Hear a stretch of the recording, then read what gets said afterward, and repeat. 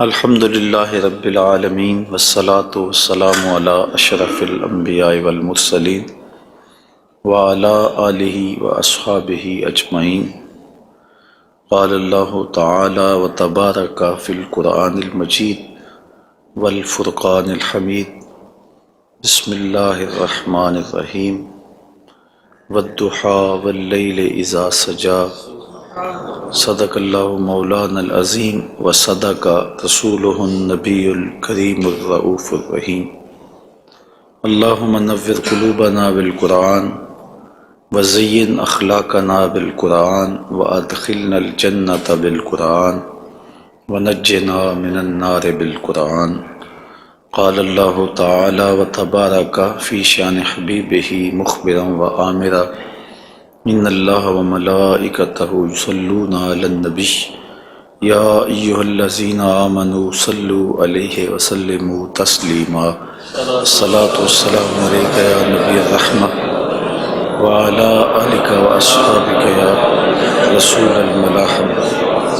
الصلاۃ والسلام علیک یا رسول اللہ وعلی آلک واصحابک یا محبوب رب العالمین۔ تمام حمد و ثنا، تعریف و توصیف اللہ جل مجدہ الکریم کی ذات بابرکات کے لیے، جو خالق کائنات بھی ہے اور مالک شاشہات بھی۔ اللہ جل وعلا کی حمد و ثنا کے بعد رسول رحمت، شفیع معظم، نبی محتشم، اللہ کے پیارے، امت کے سہارے، رب کے محبوب، دانائے غیوب، مالک رقاب امم، فخر عرب و عجم، والی کون و مکان، سیاہ لا مکان، سید انس و جاں، سرور لالا رخاں، نیر تاباں، سر نشین مہوشاں، ماہ خوباں، شہنشاہ حسینہ، تتمہ دوراں، سرخیل زہرہ جمالاں، جلوہ صبح ازل، نور ذات لم یزل، باعث تکوین عالم، فخر آدم و بنی آدم، نیر بطحا، رازدار ما اوہا، شاہد ما طغا، صاحب علم نشرہ، معصوم آمنہ احمد مجتبیٰ، حضرت محمد مصطفیٰ صلی اللہ علیہ وآلہ وسلم کے حضور ناز میں اپنی عقیدتوں، ارادتوں اور محبتوں کا خراج پیش کرنے کے بعد، عالی مرتبت محتشم سامعین، السلام علیکم ورحمۃ اللہ وبرکاتہ۔ ماہ نور ربیع الاول اپنی تمام تر رعنائیوں کے ساتھ جلوہ گر ہوا جا رہا ہے، اور ہم حضور نبی رحمت صلی اللہ علیہ وآلہ وسلم کے شمائل پر کچھ باتیں آپ کے سامنے رکھنا چاہ رہے ہیں۔ اللہ تعالیٰ کلمات حق زبان پہ جاری فرمائے، اور حضور کے جمال جہاں آرا کی برکتوں سے ہماری روحوں میں نکھار پیدا فرمائے۔ علماء نے لکھا ہے کہ حضور کے حلیہ شریف کو بیان کرنے سے دلوں میں حضور کی محبت پیدا ہوتی ہے، اور سننے والوں کو، بیان کرنے والوں کو حضور کا پیار ملتا ہے، حضور کی محبت ملتی ہے، اور اس کی برکت سے حضور کے دیدار کی دولت بیدار بھی نصیب ہو جاتی ہے۔ ہماری آرزو ہے کہ ہم آقا و مولا حضور ختم المرتبت صلی اللہ علیہ وآلہ وسلم کے شمائل کا درس سنیں، بیان کریں، ہماری بھی قسمت جاگے، زندگی میں وہ شب بھی آئے کہ آنکھیں بند ہوں اور مقدر جاگ اٹھے، اور میں سو جاؤں یا مصطفیٰ کہتے کہتے، کھلے آنکھ صلی اللہ کہتے کہتے۔ باقی جہاں تک حضور کے شمائل کو بیان کرنے کا حق ہے، وہ کوئی بھی نہیں کر سکتا۔ ہم تو 14 صدیوں کے فاصلے پہ ہیں۔ جن لوگوں نے حضور کو دیکھا، وہ بھی حضور علیہ السلام کا حلیہ بیان کرنے سے اپنے آپ کو قاصر سمجھتے ہیں۔ فرماتے ہیں ہمارے میں طاقت نہیں کہ ہم حضور کا حلیہ بیان فرمائیں۔ چند اصحاب نے حضور کا حلیہ بیان کیا، بلکہ صحابہ ایک دوسرے سے پوچھتے تھے حضور کیسے تھے؟ میاں تم نے نہیں دیکھا؟ کہا دیکھ کر بھی نہیں دیکھا۔ ہمت ہی نہیں تھی کہ حضور کے جمال جہاں آرا کو آنکھ بھر کے دیکھ سکے۔ جن لوگوں نے حضور کا حلیہ بیان کیا ہے یہ وہ لوگ ہیں جنہوں نے یا تو حضور کو بچپن میں دیکھا ہے یا بہت قریب رہے ہیں اور حضور کو سوئے ہوئے دیکھا ہے، تو وہ حضور کا حلیہ بیان فرماتے ہیں۔ حضرت حسان بن ثابت رضی اللہ تعالی عنہ حضور کا حلیہ بیان فرماتے ہیں، کہتے ہیں کہ میں جو حضور کے شمائل کو تمہارے سامنے رکھتا ہوں تو اس کی وجہ یہ ہے کہ مجھے حضور کو دیکھنے کا ایک طریقہ آ گیا تھا، اور وہ یہ کہ فلما نظرت الی انوارہ فودعت کفی علی عینی خوفا من ذہاب بصری، تو میں اپنی آنکھوں پہ انگلیاں رکھ کے انگلیوں کی اوٹ سے حضور کے چہرے کو دیکھتا تھا کہ حضور کے جلووں کی چمک سے میری آنکھوں کی بینائی نہ جاتی رہے۔ یہ کون کہہ رہے ہیں؟ حضرت حسان بن ثابت رضی اللہ تعالی عنہ۔ اور آپ سارے اچھی طرح جانتے ہیں کہ حضرت حسان بن ثابت شاعر ہیں، اور شاعر حسن دیکھنے میں بڑا دلیر ہوتا ہے، اور وہ جو شاعر ہے اور حسن دیکھنے میں دلیر ہے وہ بھی آنکھوں پہ انگلیاں رکھ کے دیکھ رہا ہے، اور ابھی یہ حسن ظاہر نہیں ہوا۔ امام قرطبی علیہ رحمہ لکھتے ہیں کہ حضور نبی رحمت صلی اللہ علیہ وآلہ وسلم کا حسن ظاہر نہیں ہوا تھا، اور اگر جمال رسول صلی اللہ علیہ وآلہ وسلم کا ظہور ہو جاتا تو کوئی دیکھنے کی تاب ہی نہ رکھتا۔ حضور کے جمال جہاں آرا پر 70,000 بشریت کے پردے رکھے گئے، لیکن اس چھپے ہوئے حسن کو بھی دیکھنے کی تاب نہیں ہے، اور اگر یہ حسن بے نقاب ہوتا تو کیا ہوتا؟ یہی بہتر ہے کہ وہ پردے میں روح پوش رہے، وہ اگر پردہ اٹھا دے تو کسے ہوش رہے۔ حضرت شاہ ولی اللہ محدث دہلوی علیہ رحمہ نے اپنے والد حضرت شاہ عبد الرحیم محدث دہلوی علیہ رحمہ سے روایت کیا ہے کہ میرے والد شاہ عبد الرحیم خواب میں حضور کی زیارت کی، اور یہ بات آپ اچھی طرح جانتے ہیں کہ جس نے حضور کو خواب میں دیکھا اس نے حضور کو ہی دیکھا۔ شیطان خواب میں آ کر بھی حضور کی مثل ہونے کا دعویٰ نہیں کر سکتا۔ تو خواب میں حضور کو دیکھا اور عرض کی یا رسول اللہ صلی اللہ علیہ وسلم، آپ نے فرمایا ہے انا املہ و اخی یوسف اصبہ، میں نمکین حسن والا ہوں اور میرا بھائی یوسف میٹھے حسن والا تھا۔ وہاں تو زنان مصر کی انگلیاں کٹ گئیں، اور یہاں ایسا کوئی واقعہ پیش نہیں آیا، جبکہ حسن ملی حسن صبی کی نسبت زیادہ پرکشش ہوتا ہے، تو وہاں انگلیاں کٹ گئیں اور یہاں ایسا کوئی واقعہ پیش نہیں آیا، تو اس کی کیا وجہ ہے؟ تو حضور نے جو خواب میں جواب دیا وہ حضرت شاہ عبد الرحیم نے بیان فرمایا، اور شاہ ولی اللہ محدث دہلوی علیہ رحمہ نے در سمین میں اس کو لکھا۔ آقا کریم نے فرمایا جمالی مستور عن اعین الناس غیرۃ من اللہ، اے عبد الرحیم، اللہ نے غیرت محبت کی وجہ سے میرے حسن کو لوگوں کی نظروں سے چھپا کے رکھا ہے۔ کوئی محب نہیں چاہتا کہ میرا محبوب کوئی دیکھے۔ قتیل شفائی نے کہا تھا نا، اس حد تلک بڑھ گئی ہے بے اعتمادی کہ تجھ کو تجھ سے بھی چھپانا چاہتا ہوں۔ وہ کہتا ہے میری تو آرزو یہ ہے کہ تو آئینہ بھی نہ دیکھے۔ تو محب کی غیرت ہوتی ہے کہ اس کے محبوب کو کوئی نہ دیکھے، تو کہا کہ میرے حسن کو لوگوں کی نظروں سے چھپا کے رکھا گیا ہے، اور اگر یہ حسن ظاہر کر دیا جاتا تو کوئی تاب نہ لا سکتا۔ تو یہ چھپے ہوئے حسن کا عالم ہے کہ دیکھنے والوں کو پھر بھی انگلیاں رکھ کے دیکھنا پڑتا ہے، اور اگر یہ بے نقاب ہوتا تو پھر کون تاب لا سکتا۔ مولانا حسن رضا اعلی حضرت کے برادر محترم فرماتے ہیں وہ اگر جلوہ کریں کون تماشائی ہو۔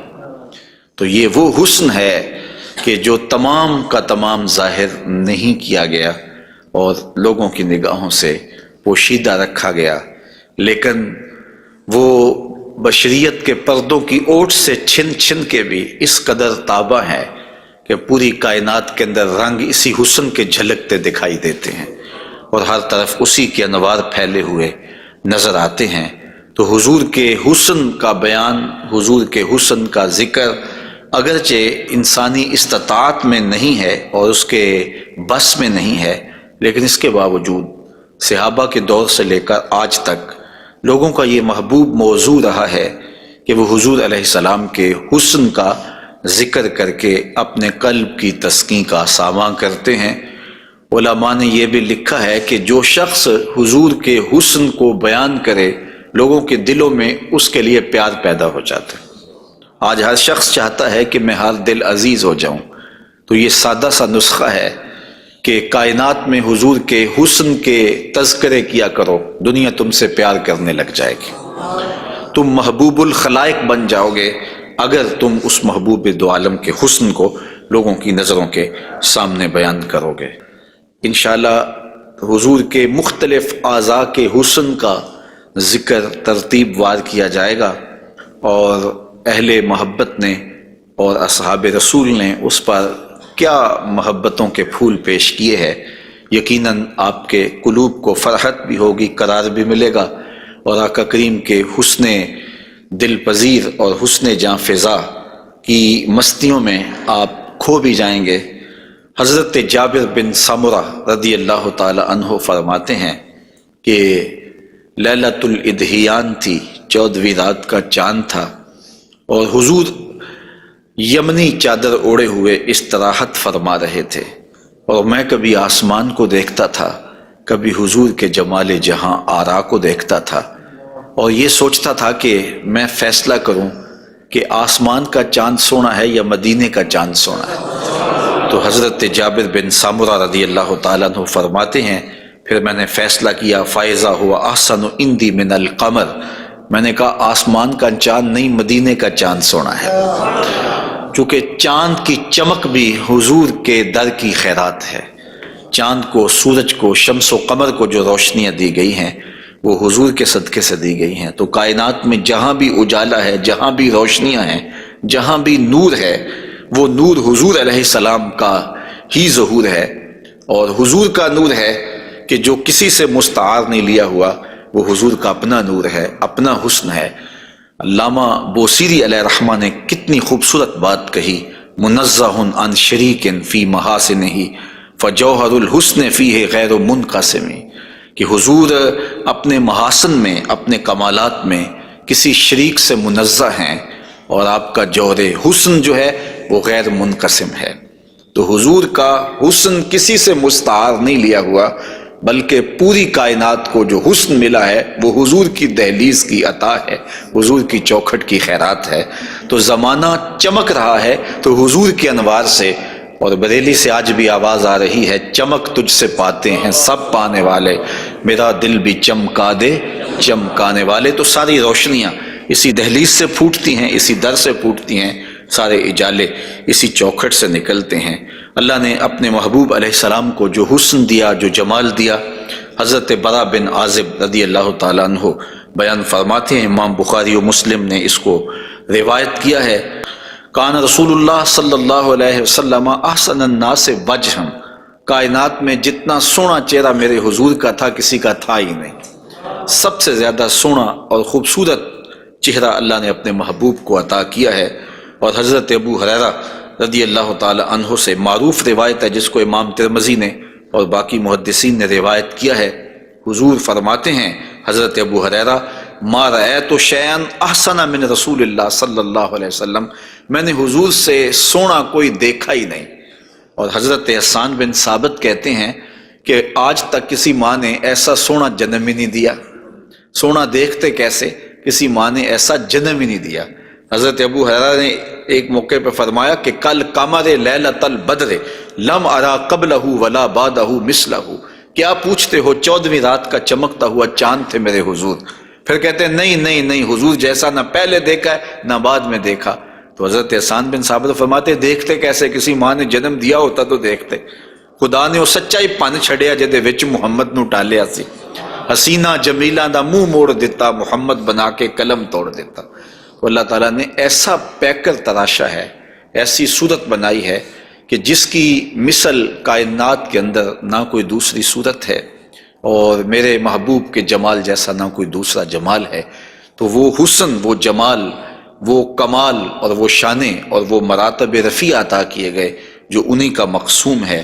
حضور کا پورا جسم انور اور حضور کا وجود مسعود برکتوں سے مالا مال تھا اور حسن اور جمال کا آئینہ دار تھا۔ لا یجلس الذباب علی جسدہ، ساری زندگی حضور کے بدن پہ کبھی مکھی نہیں بیٹھی، آقا کریم علیہ الصلوۃ والسلام کے بدن پہ کبھی میل نہیں آیا، حضور کی آنکھوں کے اندر کبھی میل نہیں آیا، حضور کو ساری زندگی بلغم نہیں آئی، آقا کریم کی مبارک بغلیں بے بال تھیں اور بالکل باقی جلد کی طرح سفید تھیں۔ حضور علیہ السلام کا لعاب شہد سے زیادہ میٹھا تھا اور کستوری سے زیادہ خوشبودار تھا۔ حضور کے فضلات مبارکہ جو ہے وہ امت کے حق میں پاک ہیں، اور جہاں حضور علیہ السلام قضائے حاجت کے لیے جاتے تو وہاں بعد میں جا کے دیکھا جاتا تو کوئی چیز نظر نہ آتی سوائے کستوری کی خوشبو کے۔ تو آقا کریم علیہ الصلوۃ والسلام کو کبھی جمائی نہیں آئی، کبھی حالت نیند میں حضور نبی رحمت صلی اللہ علیہ وآلہ وسلم ناپاک نہیں ہوئے، حضور نبی رحمت صلی اللہ علیہ وسلم پر کوئی نجاست نہیں آئی، اور آقا کریم کے بدن کا سایہ بھی نہیں تھا تاکہ زمین کے اوپر حضور کا سایہ نہ گرے۔ کائنات میں ایسا کون ہو سکتا ہے جیسا آمنہ کا لال تھا؟ تو وہ حسن دیا گیا، وہ جمال دیا، جس پہلو سے دیکھو حضور بے مثال نظر آتے ہیں اور بے مثل نظر آتے ہیں۔ آئیے ہم حضور نبی رحمت صلی اللہ علیہ وآلہ وسلم کے جسم کے حوالے سے پہلے کچھ بات کریں اور پھر حضور کے اعضاء کی طرف چلتے ہیں۔ حضور کا مبارک جسم بے سایہ تھا، اور یہ سایہ نہ چاند کی چاندنی میں دکھائی دیتا تھا اور نہ سورج کی روشنی میں پڑتا تھا۔ حضرت ذکوان رضی اللہ تعالی عنہ روایت کرتے ہیں، فرماتے ہیں کہ ان رسول اللہ صلی اللہ علیہ وسلم لم یکن یرا لہ ظل فی شمس ولا قمر، حضور کا سایہ نہ سورج کی روشنی میں ہوتا تھا اور نہ چاند کی چاندنی میں ہوتا تھا۔ اور حضرت عثمان رضی اللہ تعالی عنہ خلیفہ ثالث رضی اللہ تعالی عنہ اس کی وجہ بیان فرماتے ہیں کہ حضور کا سایہ کیوں نہیں تھا۔ فرماتے ہیں ان اللہ ما اوقع ظلک علی الارض لئلا یدع انسان قدمہ علی ذلک الظل، اللہ تعالیٰ نے محبوب کا سایہ زمین پہ اس لیے نہیں پڑنے دیا کسی انسان کا قدم محبوب کے سائے پہ نہ آ جائے۔ اللہ اکبر۔ لیکن حضرت شیخ احمد مجدد الفسانی علیہ رحمہ نے ایک بڑی خوبصورت بات کہی، اور ہمارے لیے وہ بڑی ٹھنڈک اور بڑی تسکین کا ساماں ہے۔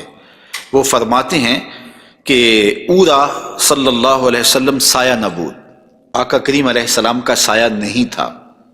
در عالم شہادت، اس عالم شہادت میں حضور کا سایہ نہیں تھا، اور یہ بات ثابت ہے، اور تقریباً تمام مکاتیب فکر کے لوگ، ایک دو مکتبہ ہائے فکر کے علاوہ باقی سارے اس بات کو تسلیم کرتے ہیں۔ رشید احمد گنگوہی نے بھی یہ بات لکھی ہے، امداد السلوک کے اندر یہ روایت موجود ہے کہ بتواتر ثابت شد کہ حضرت علی سایہ نہ داشتن۔ وہ کہتے ہیں کہ یہ بات تواتر کے ساتھ ثابت ہے کہ جناب صلی اللہ علیہ وسلم کا سایہ نہیں تھا۔ تو حضرت شیخ فرماتے ہیں کہ عالم شہادت میں حضور کا سایہ نہیں تھا۔ شیخ احمد مجدد الفسانی، کیوں سایہ نہیں تھا؟ فرماتے ہیں سایہ ہر شخص از شخص لطیف تر است، کسی چیز کا سایہ اس شے سے زیادہ لطیف ہوتا ہے، چون لطیف تر از وی صلی اللہ علیہ وآلہ وسلم در عالم نہ باشد اورا سایہ چے صورت دارد۔ جب حضور سے لطیف کائنات میں شے ہی کوئی نہیں ہے تو پھر سایہ کیا معنی رکھتا ہے؟ کائنات میں حضور سے لطیف ہے ہی کوئی چیز نہیں ہے، حضور کی مثل عالم امکان میں ممکن ہی نہیں ہے۔ اب مجھے یہ بتائیں کہ جس کا سایہ بھی نہیں تھا اس کا ثانی ہو سکتا ہے؟ تو یہ کون خاکے تراش رہے ہیں؟ کس کے خاکے تراش رہے ہیں؟ خاکے تو خاکیوں کے ہوتے ہیں۔ جو پیکر نور ہو، جس کا سایہ بھی نہیں ہے، اس کے خاکے کیسے ہو سکتے ہیں؟ تو حضور کی مثل تو بزم عالم میں ممکن ہی نہیں ہے۔ اقبال بھی بول پڑے رخ مصطفیٰ ہے وہ آئینہ، کہ اب اس سا دوسرا آئینہ نہ کسی کی بزم خیال میں، نہ دکان آئینہ ساز میں۔ ممکن ہی نہیں ہے۔ خدا نے وہ سچائی پان چھڑیا جدے وچ محمد نو ڈالیا سے۔ تو آقا کریم علیہ الصلوۃ والسلام کا سایہ نہیں بنایا، اور کائنات کے اندر وہ بے مثل بھی ہیں، وہ بے مثال بھی ہیں۔ تو یارو جس کا سایہ بھی نہیں ہے اس کا ثانی کیسے ہو سکتا ہے؟ تو آقا کریم علیہ الصلوۃ والسلام کا مبارک قد انور، حضور کا جسم نور، اللہ تعالیٰ جل شانہ نے حضور کو قد رانا دیا ہوا۔ امیر خسرو نے کہا تھا نا، پری پیکر نگارے سرو قد لالا رخسارے، سراپا آفتے دل بود شب جائے کہ من بودم، خدا خود میرے مجلس بود اندر لا مکان خسرو، محمد شم محفل بود شب جائے کہ من بودم۔ تو حضور کا قد انور، اللہ اکبر، اس کے بارے میں حضرت سیدنا علی المرتضیٰ رضی اللہ تعالی عنہ سے مروی روایت سنیے۔ فرماتے ہیں لم یکن بالطویل الممغت ولا بالکثیر المتردد وکان ربعۃ من القوم لم ارى قبلہ ولا بعدہ مثلہ۔ فرمایا کہ حضور علیہ السلام کا قد لمبا بھی نہیں تھا، حضور پست قامت بھی نہیں تھے، حضور درمیانی قد و قامت کے حامل تھے۔ پھر آگے کہتے ہیں نہیں حضور جیسا نہ پہلے دیکھا نہ بعد میں دیکھا۔ اور حضرت انس رضی اللہ تعالیٰ عنہ فرماتے ہیں کان رسول اللہ صلی اللہ علیہ وسلم لیس بالذاہب طولا وفوق الربا اذا جامع القوم غمرہم۔ فرماتے ہیں حضور پست قامت نہیں تھے، حضور درمیانی قد و قامت کے تھے۔ پھر کہتے ہیں نہیں، درمیانی قد و قامت سے بھی اٹھتا ہوا حضور کا قد تھا، یعنی قد اتنا لمبا نہیں تھا کہ بہت لمبا قد بھی اچھا نہیں لگتا اور پست قامتی بھی عیب ہے، تو درمیانہ قد ہونا یہ حسن ہے، لیکن درمیانے سے بھی کچھ اٹھتا ہوا یہ مزید حسن ہے، اور یہ اللہ نے اپنے محبوب کو قد دیا تھا۔ لیکن اس کے ساتھ یہ شان تھی کہ لمبے لمبے قد والے لوگ موجود ہوتے اور حضور بھی ان میں موجود ہوتے۔ اذا جامع القوم غمرہم، جب حضور تشریف فرما ہوتے تو حضور سب سے اونچے دکھائی دیتے، قد درمیانہ تھا لیکن دکھائی اونچے دیتے۔ علماء نے اس کی تشریح میں لکھا ہے کہ حضور علیہ الصلوۃ والسلام کا یہ معجزہ تھا، یہ شان تھی، یہ نبوی وجاہت تھی کہ حضور سب سے اونچے دکھائی دیتے تھے۔ ام معبد جو حضور کا حلیہ بیان کرتی ہیں، اور انشاءاللہ ان سے مروی روایت اور ان کا تفصیلی واقعہ ہم آگے چل کے بیان بھی کریں گے، تو وہ حضور کے قد پر کہتی ہیں غصن بین غصنین، دو شاخوں کے درمیان اٹھتی ہوئی جیسے شاخ ہوتی ہے، اس طرح حضور کا قد رانا تھا۔ تو آقا کریم علیہ السلام کا قد، اللہ اکبر۔ حضرت انس سے ایک اور روایت سن لیجئے، وہ فرماتے ہیں کان رسول اللہ صلی اللہ علیہ وآلہ وسلم احسن الناس قواما و احسن الناس وجہا، کہتے ہیں جیسی قد و قامت میرے حضور کی تھی، کائنات میں اتنا سونا قد کسی کا نہیں، اور جتنا سونا چہرہ میرے حضور کا تھا ایسا سونا چہرہ کسی کا نہیں ہے۔ قد بھی سونا اور چہرہ بھی سونا، اور زمانے میں اتنا سونا رب نے کوئی پیدا ہی نہیں کیا، چونکہ سب سے حسین سب سے جمیل اپنے محبوب کو بنایا۔ لکھاں آئے لوگ زمانے تے محبوب خدا جیا کوئی نہیں، لکھاں سونے بن بن بیندے نے اودی خاکے پا جیا کوئی نہیں۔ جو حسن انہیں دیا، جو جمال انہیں دیا، وہ انہی کی خوبی ہے۔ حضور نبی رحمت صلی اللہ علیہ وآلہ وسلم کے قدموں کے حسن کا ذکر کرتے ہیں۔ حضرت نبی رحمت صلی اللہ علیہ وآلہ وسلم کے مبارک قدموں کی جو ہتھیلیاں تھیں وہ پرگوشت تھیں، اور انگلیاں قوی بھی تھیں، مضبوط تھیں اور خوشنما تھیں، اور مبارک تلوے گہرے تھے اور صاف تھے، نرم تھے اور چکنے تھے۔ اگر ان پر پانی ڈالا جائے تو پانی بہہ جاتا، اور جب آقا کریم چلتے تو حضور ایسے لگتا جیسے بلندی سے نیچے اتر رہے ہیں۔ وقار کے ساتھ حضور قدم زور کے ساتھ اٹھاتے اور وقار کے ساتھ آگے بڑھاتے، اور یوں محسوس ہوتا کہ جس طرح بلندی سے حضور نیچے کی طرف آ رہے ہیں۔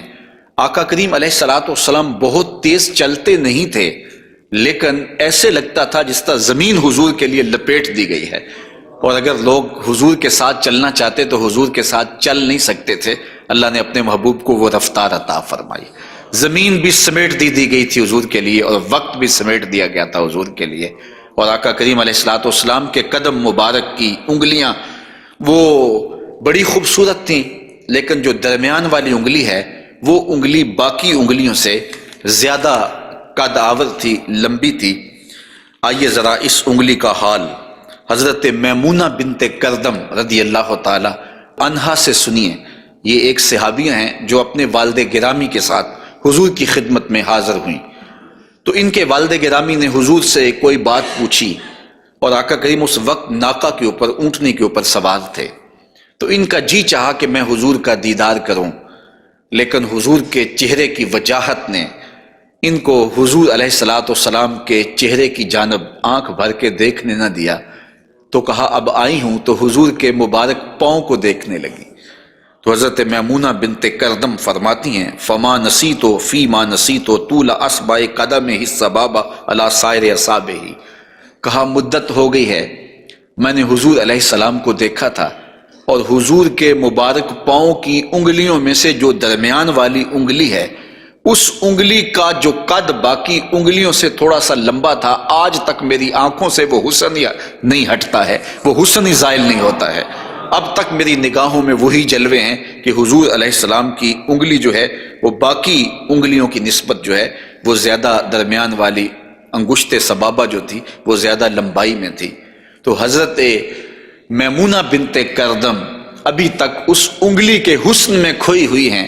مجھے بتاؤ جس کی انگلی، پاؤں کی انگلی اتنی حسین ہے، اس کی آنکھیں کتنی حسین ہوں گے۔ وہ کیا کسی نے کہا نا کہ قدموں میں جبیں کو رہنے دو، چہرے کا تصور مشکل ہے۔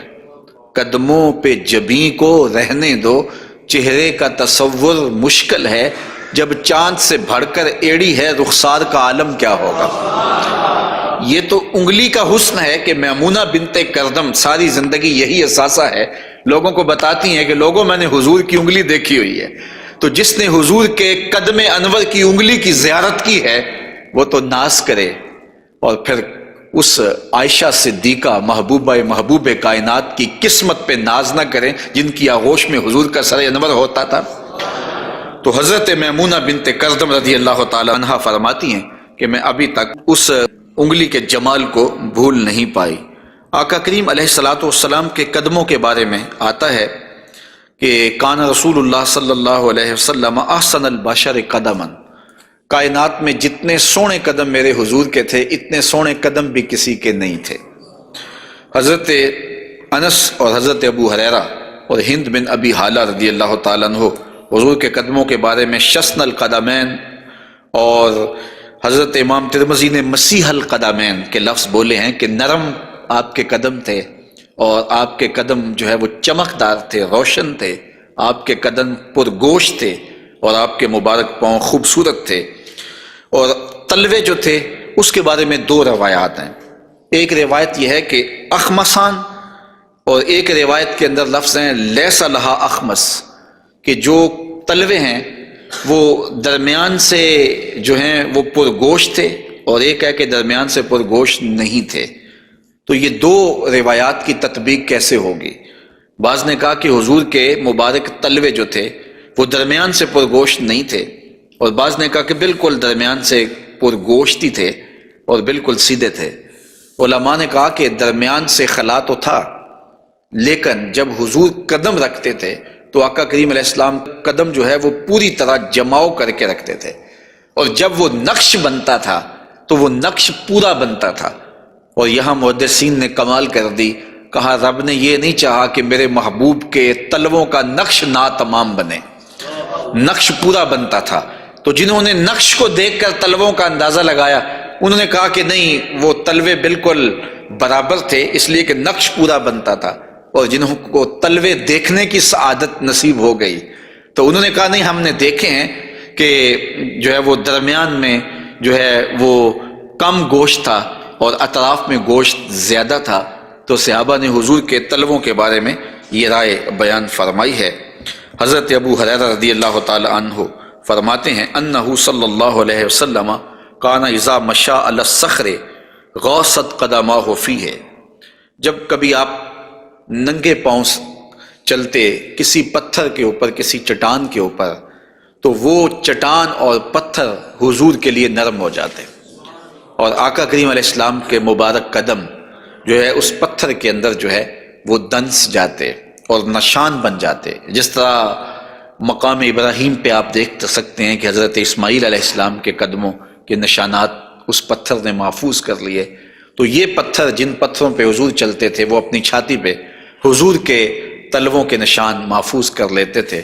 سلطان قاتبائی نے باقاعدہ ایک ایسا پتھر جس پر حضور کے قدموں کے نشانات موجود تھے وہ 20,000 دینار میں اس زمانے میں خریدا، اور خرید کے ساری زندگی اپنے پاس رکھا، اور مرنے سے قبل وصیت کی کہ جب میں مر جاؤں تو یہ پتھر میری قبر کے سرہانے لگانا۔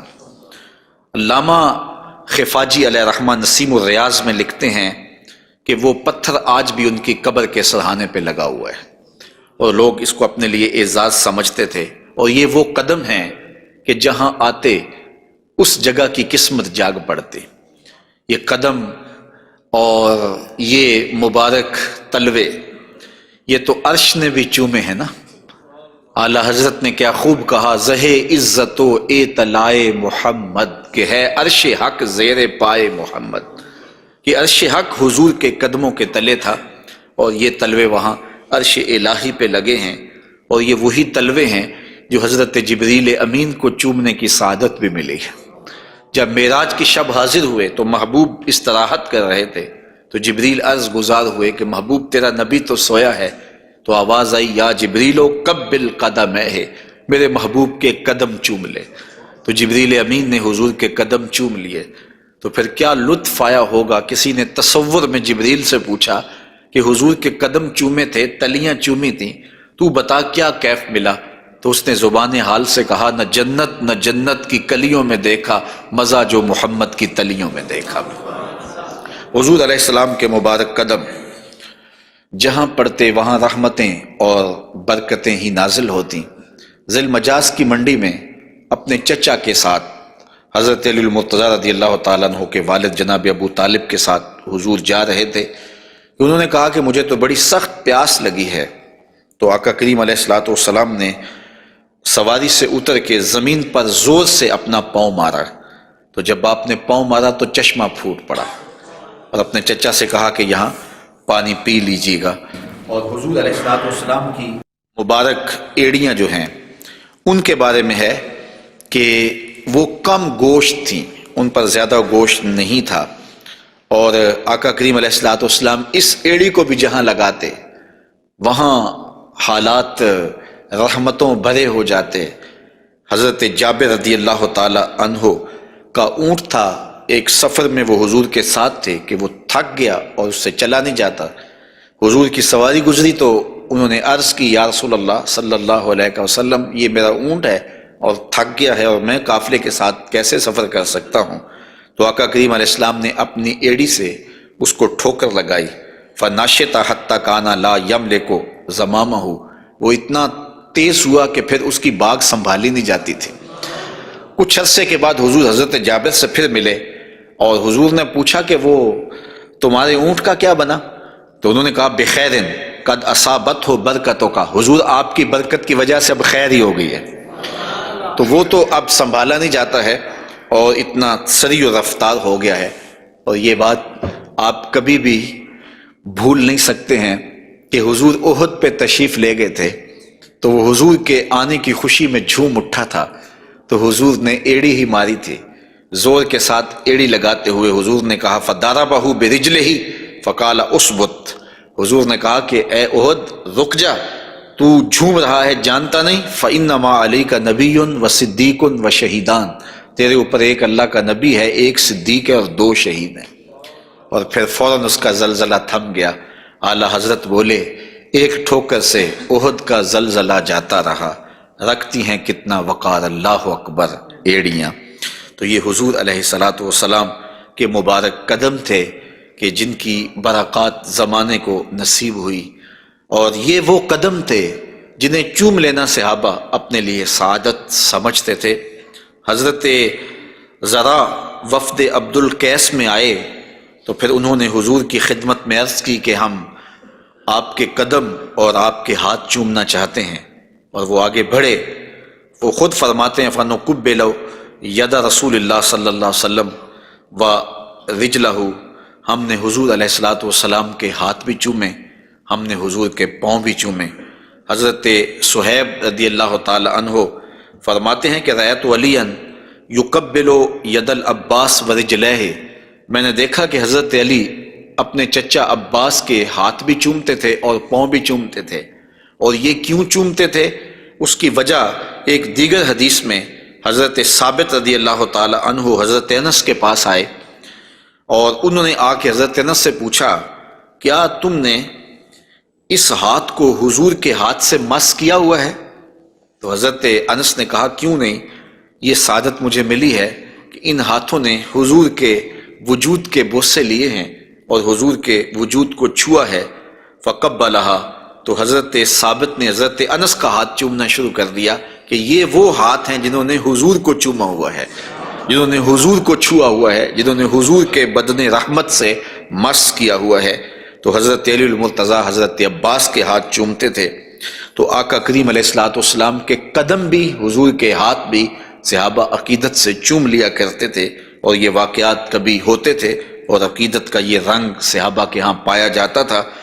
حضور نبی رحمت صلی اللہ علیہ وآلہ وسلم وہ قدم جو برکتوں کے لیے، رحمتوں کے لیے اگر کسی اونٹ پہ لگتے ہیں تو وہ تیز ہو جاتا ہے، اور اگر زمین پہ مارتے ہیں تو چشمہ پھوٹ پڑتا ہے، اور اگر پہاڑ پہ لگاتے ہیں تو اس کا زلزلہ رک جاتا ہے۔ ان قدموں پہ کھڑے ہو کے ساری رات عبادت میں گزار دیتے ہیں، حتیٰ تتورم قدماہ، یہاں تک کہ حضور کے مبارک قدم سوج جاتے ہیں، اور اللہ کے یوں شکر گزار بندے بن کے اپنی زندگی حضور گزارتے ہیں۔ تو آقا کریم علیہ الصلوۃ والسلام کے مبارک قدم خوبصورت تھے، اور اس کی تلیاں بھی خوبصورت تھیں، قدموں کا حسن بے مثال تھا۔ اور آقا کریم علیہ السلام کی پنڈلیوں کے بارے میں، حضور کی پنڈلیوں کے بارے میں حضرت جابر بن سمرہ رضی اللہ تعالی عنہ سے مروی ایک روایت سنیے۔ فرماتے ہیں کان فی ساق رسول اللہ صلی اللہ علیہ وسلم حموشۃ، آقا کریم علیہ الصلوۃ والسلام کی مبارک جو پنڈلیاں تھیں وہ نرم و نازک، پتلی اور خوبصورت تھیں۔ اور آقا کریم کی پنڈلیوں کے بارے میں سراقہ بن مالک رضی اللہ تعالی عنہ نے جو کہا ہے وہ بڑی خوبصورت بات کہی ہے۔ آپ سمجھتے ہیں، آپ جانتے ہیں کہ جب حضور مکے سے ہجرت فرما کے مدینہ تشریف لے گئے تو 100 سرخ اونٹ انعام حضور کی گرفتاری کے لیے رکھا گیا۔ تو سراقہ بن مالک بھی حضور کو گرفتار کرنے کے لیے حضور کا پتہ اور حضور کی تلاش میں نکلا تھا اور حضور کو ڈھونڈ رہا تھا۔ خیر ایک مقام پہ حضور علیہ السلام سے ملاقات ہو گئی، تو یہ اپنے اس برے ارادے سے حضور کی طرف بڑھا تو اس کا اونٹ جو ہے وہ گھٹنوں تک زمین میں دنس گیا۔ اس نے معذرت کی، حضور نے دعا دی، وہ اونٹ باہر نکل آیا تو اس کی پھر نیت بدل گئی، تو پھر دوبارہ اونٹ جو ہے وہ گھٹن تک دنس گیا۔ خیر اس نے دوبارہ معذرت کی اور حضور سے کہا کہ آپ مجھے امان نامہ لکھ کے دیں۔ تو حضور نے ان کو امان نامہ دے دیا اور فرمایا کہ تو مجھے گرفتار کرنے کے در پے ہے اور میں تیرے ہاتھوں میں کسرا کے کنگن دیکھ رہا ہوں۔ تو یہ واپس پلٹ آئے، تو انہوں نے اس وقت حضور علیہ السلام کو دیکھا، تو یہ حضور کے حسن کا اور حضور کی پنڈلیوں کا ذکر کرتے ہیں، کیونکہ حضور سواری پہ تھے اور حضور کی پنڈلیاں انہیں دکھائی دی۔ تو حضرت سراقہ بن مالک کہتے ہیں کہ فلما دنوت منہ، جب میں حضور کے نیڑے ہوا اس نیت سے کہ میں حضور کو گرفتار کروں، وہو علی ناقتہ، تو حضور اپنی اونٹنی کے اوپر سوار ہیں۔ تو پھر کیا ہوا؟ تو جعلت انظر الی ساقہ، تو میں حضور کی پنڈلیوں کو دیکھنے لگا۔ ایسا جعلت انظر، میں دیکھنے لگا، میری نظر جم گئی حضور کی مبارک پنڈلی پر۔ وہ کس طرح کہ اتنی خوبصورت تھی، کہتے ہیں کأنہا جمارہ، پنڈلی ایسے تھی جس طرح جمارہ ہوتا ہے۔ آپ نے کبھی دیکھا ہو کھجور کا درخت، تو کھجور کے درخت سے نیچے شاخیں پھوٹتی ہیں، تو جب نئی شاخ نکلتی ہے تو وہ اتنی خوبصورت ہوتی ہے اور اتنی نرم اور نازک اور گداز ہوتی ہے کہ اس کو چھو لینے کو جی چاہتا ہے۔ تو اس شاخ کو عربی میں جمارہ کہتے ہیں۔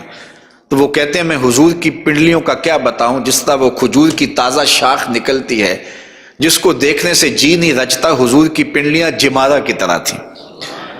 تو یہ انہوں نے ایک اپنے محاورے کے مطابق مثال دی، ورنہ حضور علیہ الصلوۃ والسلام کی پنڈلیوں کے لیے کوئی لفظ ہی نہیں ہے جو اللہ نے اپنے محبوب کو پنڈلیوں کا حسن دیا۔ اچھا، حضور کی پنڈلیوں کے بارے میں سنو میرے امام اعلی حضرت نے کیا کہا، کمال کر دی۔ ساک اصل قدم شاخ نخل کرم، اعلی حضرت فرماتے ہیں ساک اصل قدم، جو پنڈلی ہے، جو قدم کی اصل ہے، شاخ نخل کرم، جو کرم کی کھجور ہے، یہ اس کی شاخ ہے۔ اللہ اکبر، شم راہ اصابت پہ لاکھوں سلام۔ تو حضور علیہ الصلوۃ والسلام کو اللہ تعالیٰ نے پر نور، پتلی اور جو ہے وہ گوری رنگت کی اور لطیف اور خوبصورت پنڈلیوں سے نوازا تھا۔ اور حضور کے زانوئے منور کے بارے میں حضرت علی المرتضیٰ رضی اللہ تعالیٰ عنہ فرماتے ہیں دخم الکرادیس، رسول کریم صلی اللہ علیہ وآلہ وسلم کے مبارک زانوئے نور کے بارے میں دخم الکرادیس کے لفظ بھی ہیں، اور دوسری روایت مروی ہے سعد ابن ابی شیبہ سے، اس میں لفظ ہیں کان رسول اللہ صلی اللہ علیہ وسلم جلیل المشاش، آقا کریم علیہ الصلوۃ والسلام کے زانو مبارک مضبوط تھے، پرگوشت تھے اور خوبصورت تھے۔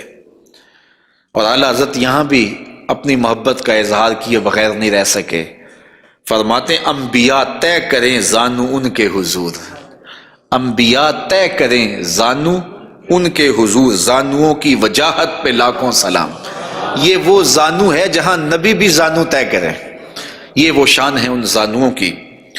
حضور نبی رحمت صلی اللہ علیہ وآلہ وسلم کے مبارک قد انور کے فضائل بھی آپ نے سنے، حضور نبی رحمت صلی اللہ علیہ وآلہ وسلم کی پنڈلیوں کا تذکرہ بھی سنا، حضور کے پائے نور کی باتیں بھی آپ نے سنی، اور اب آقا کریم علیہ الصلوۃ والسلام کے بطن اقدس اور حضور علیہ الصلوۃ والسلام کے پہلوؤں کا ذکر آپ کے سامنے کیا جاتا ہے۔